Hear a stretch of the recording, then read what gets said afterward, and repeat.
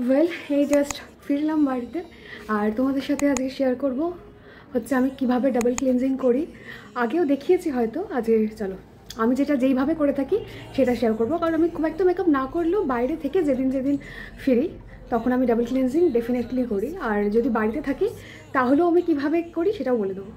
Skin care করার আগে আমি অলওয়েজ আগে হাতটা ভালো করে ধুয়ে আসি, সেটা ডেফিনেটলি অফ ক্যামেরায় ধুয়েছি। তারপর এখানে আমি আর্থ রিদমের ক্লিনজিং বাম ব্যবহার করছি। সবার আগে হাতে ভালো করে রাব করে একটু গরম করে নিচ্ছি যাতে এটাও মেল্ট হয়ে যায় প্রোডাক্টটা।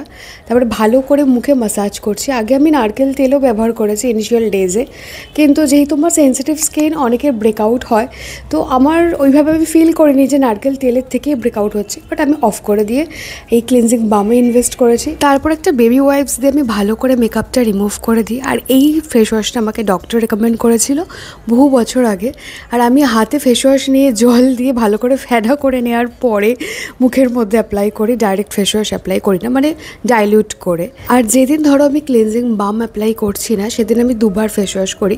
এইটা বলতে পারো আমার নিজস্ব একটা কনসেপ্ট। আর 1 মিনিট ধরে আমি ফেস ওয়াশ করি। আজ আসি।